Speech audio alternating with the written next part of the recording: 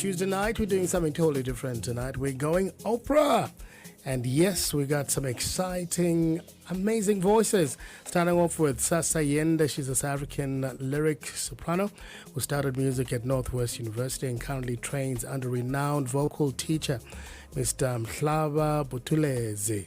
She has performed with leading choral institutions across South Africa and Eswatini, and is known for her work as both a soloist and collaborator.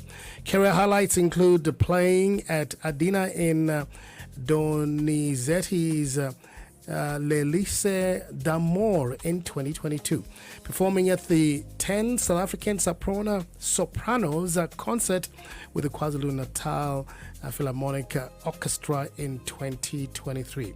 We also have joining us tonight Yolisa Ngwexana. Yolisa is a South African soprano born and raised in Cape Town. She began her studies with a diploma in biotechnology at CPUT in 2018 before pursuing music at the Northwest University under Professor Conroy Cupido, where she graduated with a diploma in music with distinction and received the NWU prestigious award. She went on to complete a Guildhall Artist Masters in Performance at the Guildhall School of Music and Drama in London with distinction, studying under Professor Yvonne Kenny. They both are here with me tonight, and I'm going to welcome both of them. Yolisa, how you doing? Sasa, welcome to the show. Thank you. Thank you so much for having us. Hello, Fantastic. And thank you so much for having me. So it's going to be an exciting show. You know, I've got a lot to learn tonight. I know you guys are pros at what you do. Starting off with you, Sasa. You started at the Northwest University and now train under Mr. Mhlaba Buthelezi. How has your training shaped the lyric soprano that you have become today? So it is only, so it has not only trained me to be the beautiful singer that I am, but it has shaped me in so many ways. Technically, in terms of discipline as well, in terms of how you carry yourself on stage. So all the training has been good on my side. And as I continue to train with Mr. Mhlaba Buthelezi, it's all good. There's something new that I learn every day. Till today, I still get to go for coaching because there's always something new that's happening with the voice. So, yeah, it's all good. It's all good. Wonderful.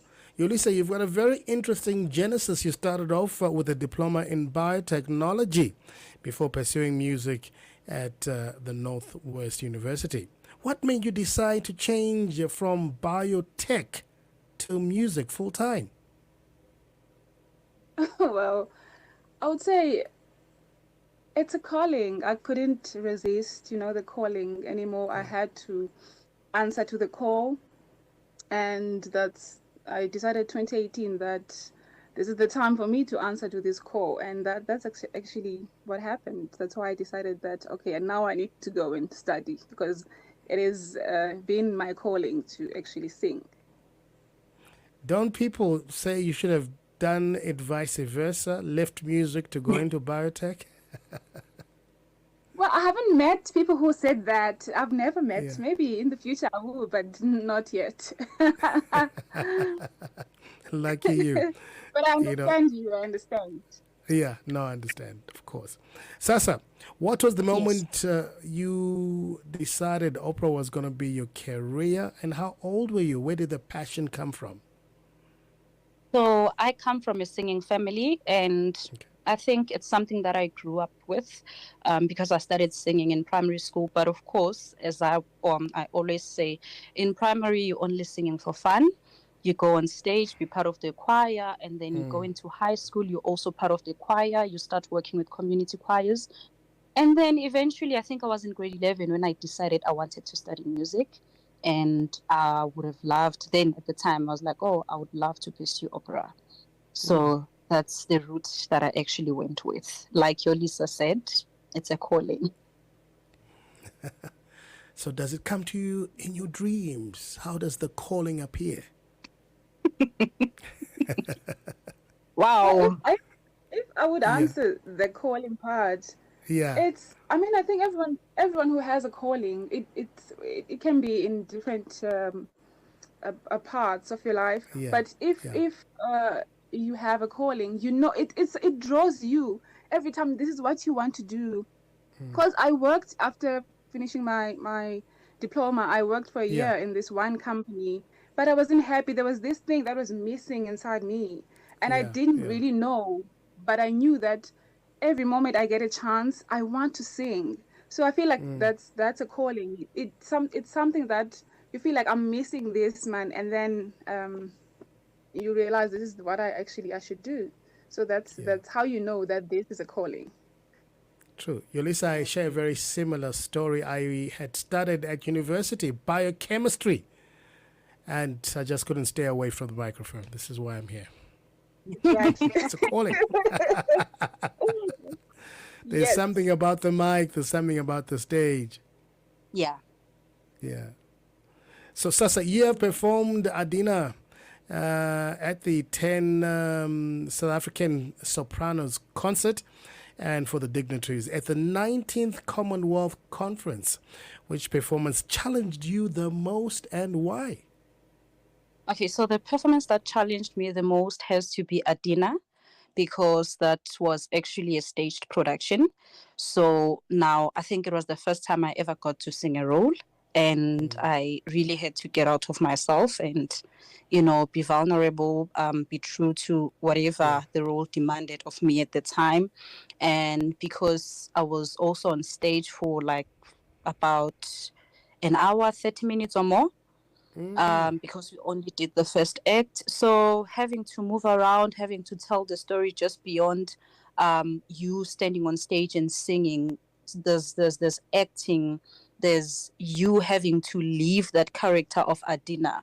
So it was the Yeah. most challenging, and because I had to stop being Sasa and I had to move into the role, lean into what or who Adina is. So was definitely the most challenging. The stamina, the vocal demand, whatever the character requires of you. So yeah, it has to be Adina. All right. So in a short while, we're going to talk about performances and Sasa, stay where you are. Yolisa as well. We'll be right back in just a moment. My two very special guests, we're talking opera tonight. And hey, if you're into opera and you love the singing, you better make sure you catch them when they are next live. And we're going to be talking about that in just a moment. Yolisa and Sasa, welcome back. Thank you. Thank you. Fantastic. Yolisa, you covered Clorinda with English National Opera, performed at the Eiffel Tower with Opera for Peace, and won prizes at Africa Lyrics Opera in Paris. What has your international experience taught you about representing South Africa on stage? Well, it has taught me a lot. It has taught me a lot. But a few things that I could mention is, you know, pride, to pride myself in who I am, and to know that you're not alone, because, we know that opera is, I mean, a lot of people say it's a Western art.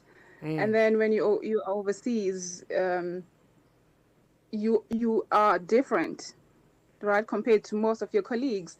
But then, and then sometimes you can shrink yourself, right, when you are in a position like that. You might feel that you need to shrink yourself because you are a minority. But being with different colleagues from all over the world has taught me that um, just be you, and actually be proud that you're South African, and share who you are with the rest of the world, and just be you, and um, learn a lot from other people. So I've learned a lot from singing, in Europe and also in the UK, and I've shared some of my experiences with other colleagues. So that's what I learned from singing abroad. Were you intimidated at all? Did Of it feel course. different than singing in? Of course. Yeah, I Yeah. wouldn't lie and say no. Especially when I was a student in the UK, I'll be anxious to go to classes because I'm like, I'm the only South African, I'm the only black in the class, and it is intimidating because you feel like I need to prove myself. It's not necessarily the environment that makes you feel like that, because you are different, Yeah. it's normal for you to feel like you're probably you need to prove yourself more than anyone else, but it's really not like that. But it's, as human beings, Yeah, true. we think like that, and but yeah, I was intimidated, of course, in the beginning, but now I'm really excited and happy when I have to travel. I don't feel like that anymore. Yeah, when you're far away, everything gets amplified. You know what I mean? When you're far away from home. Yeah, Sasa, yeah. you this is an important question for both yous, yeah. So you Yes, first, Sasa, you've been part of the UNISA Voice Competition finalist, right? yes. Um, That was in top ten 2025. in 2025. Mm. Yolisa, you were a semi-finalist as well, weren't you? Yes, yes, yes. How, Yeah. how difficult are competitions? What did you guys do in order to prep? Starting off with you, Sasa. Okay, so the first thing to acknowledge is the fact that we were reliably informed that there were about 70 plus people who had actually Mm. applied. Yeah. And then for opera, we were only 10 at the time. So we're actually competing with Yolisa as well. Now, Yeah. now the process of preparing, because I think all of us had like 20 plus songs to learn, Okay. to master, and it was such a short space of time, and the process of preparing was just too demanding. And in my case, I think at some point I had to just deactivate my socials because I was like, nah, I can't afford to be distracted. Okay. So it was difficult because now everyone is just focusing on the competition. Yes, everyone has their favorites and so forth, but it was quite a great experience. So I only did the first round, the second round, but what I really loved was the fact that we got along really well with other competitors. I remember the first time I met Yolisa, she was so worried because she was like, "No, I feel like I didn't perform well. I have post nasal drip, what?" And I was like, but you did really well. So we all had that supportive character towards one another, and really it was a do or die. So it's good to also compete with people that you know are equally as good as you are, so you kind of like that kind of pressure. And yeah, it really changes how you see competitions, how you think. It was actually one of my very first national competitions, so it was lovely. I hope you guys are friends. Are you? No, we Not are. yet. We are. Oh, we We're are. getting there. You're getting there. You still look at it with the corner of that eye, Sasa. You know what I'm saying? You're like, You know. Yeah. So, Yolisa, tell me about how you prep for competitions as well. Yeah, exactly what Sasa said. Um, that it's of course it's a difficult competition. This is one of the most difficult competitions in the world True. because even internationally you don't have to prepare so much repertoire. It's a lot of music you have to learn, and not the space is you don't have a lot of time to learn this vast repertoire that they require in the competition. But that actually trains you, and it disciplines you. The competition is difficult, therefore you grow in the competition. And what Sasa said, it was really nice to compete with colleagues who are so nice to you, because it's a lot of pressure, right? You feel a lot of pressure, and you don't need colleagues who are not nice. So it was really nice. It's a very nice environment, not a very easy competition because of the repertoire that is required, but it was Yeah, preparing for it was stressful because it's so many. You have to learn a lot in in a short period of time. But it was Yeah. really, I really, I grew a lot in the competition and after the competition. So it was really a great experience. Yeah. And to add to what Yolisa has just said, I think, beyond having so much repertoire to sing, but even the specifications that you have to have an art song, you have to have a song in a different language, and you are just given. So, one thing that I picked up is that most of the music that we do, or the music that we sing, has it goes on for about 4 or 5 minutes on stage, and then you are given 30 minutes, you know, with a minimum of 25 minutes to do your whole performance. So you're just thinking to yourself, okay, if I have about 5 songs and they all make up 19 minutes, then you have to add, you know. So it's too demanding, but really necessary. Yeah. Okay. Mhm. Now, talking about demands, opera demands both voice and acting. There's a lot of pressure in both voice and acting. How do you balance the two? How do you do it, Yolanda? And how do you do it, Sasa? Well, for me, the nice thing, I went to Guildhall and I was taught acting, right? Oh, I see. And with that, because I went to the School of Music and Drama, and in our opera classes we had drama classes as well.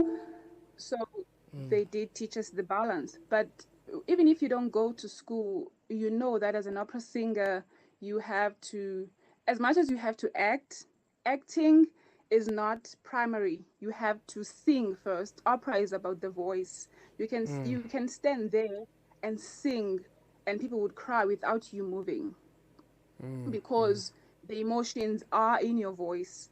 Yes, we have to act because we do productions where there's a costume, you have to move around, right? So you need to be able to balance that, and especially with the character. For example, if there's emotions, you need to be careful not to be too emotional, because if you're too emotional, it's gonna affect your technique, your singing technique. Okay. Those are the things that I had to learn, because when I sing, I'm really into the character. I get into it, and sometimes I get emotional to the point that then if I am too emotional, the audience will lose it because I won't have control of my Yeah. voice, right? So you need to be able to balance those. You need to be emotional. You need to feel the emotions so that they can, can transfer that to the audience for them to feel the emotions. But also you need to be able to control it in a way that it doesn't affect your singing. So you need to have, that balance, but you need to have both, but balance Okay. them. All right. Yolisa, when are you So next on on stage? my When can people see you? I'm so on Friday, the 28th. Um, that's when I'm singing again with Sasa. That's the Okay. next thing that I'm doing. All right. Okay, Fantastic, so Sasa. was it my Yes. turn to How do answer? you balance it? Yes. Okay. So in my case, there's one lady um who said something in one of our rehearsals when I was still in choir. She said, when you sing, you need to sing for the blind and you need to sing for the deaf. So you Interesting. find balance between the two. So the person that is blind and cannot see whatever it is that you're trying to act out on stage, um, they need to feel. Okay, which one did I start with? The deaf. Yes. Yeah. So they need to be able to see what message are you trying to convey, right?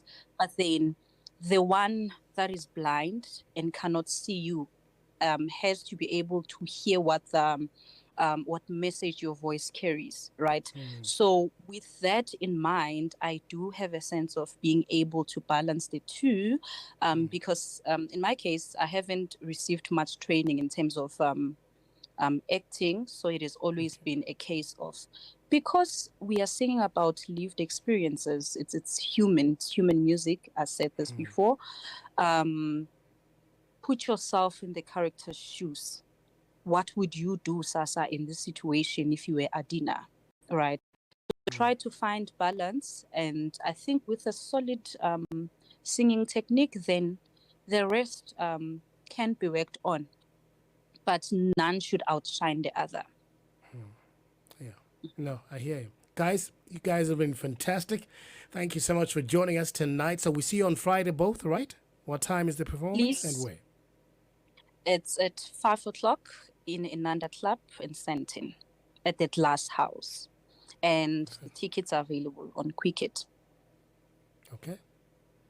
Buy my ticket right now. We'll see you on Friday. Thank you, guys. Have a fantastic evening. Thank you for having us. Thank you. All Thank you right. so much. This is Channel Africa.